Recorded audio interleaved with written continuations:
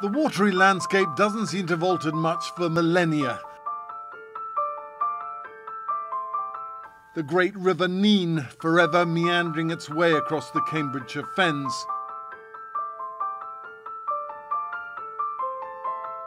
Where the landscape has changed, where they've slashed into the earth to make a quarry, we know that a tributary of the great river once flowed, and where the white tent is, there was once an ancient settlement at the water's edge. For the last 10 months, this tent has been home to an extraordinary archaeological dig, transforming our knowledge of our distant ancestors, how they lived, how they thrived in the Bronze Age, and how, in this case, disaster struck one summer's day some 3,000 years ago. There was a fire. The wooden buildings collapsed into the river along with all their contents, everything entombed in the River Silt. Earlier in the dig, back in January, you could clearly make out the architecture of the houses, Bronze Age man built in the round, using oak and other woods, wattle and daub and reed. They've excavated 5 roundhouses in total and believe there may have been 9 or 10. It's unique. We've never had this kind of preservation anywhere in the British Bronze Age or in broader British prehistory before. It allows you a sense of immediacy, a sense of contact with the deep past. It gives us, in a sense, an unadulterated pageant of life in the Bronze Age. They've found over 50 pots, a dozen or so per roundhouse. Some still have food inside, a porridge of some kind.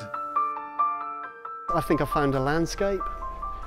I think I found a landscape that has a story, and it's a landscape that hasn't been described before or hasn't been visited before. I think it's a landscape that's still out there and that we're the first people to explore it.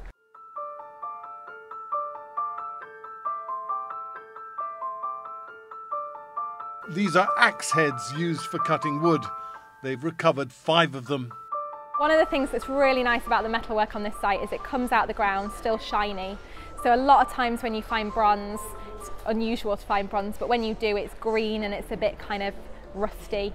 But the bronze we get here is still shiny and still looks really clean and crisp and almost like new. This is also true of the 5 spearheads they've found.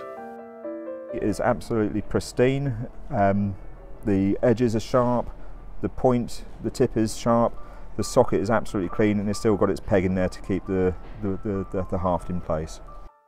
These were sophisticated Bronze Age settlers.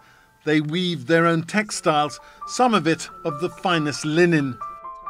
They acquired decorative beads of glass, amber and jet, quite possibly from Syria or Turkey.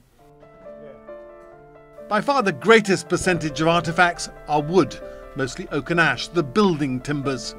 And by analysing these, they hope to establish how the fire started. Initial research seems to suggest that it was started deliberately. Nick Glass, CNN, in the Cambridge Fens.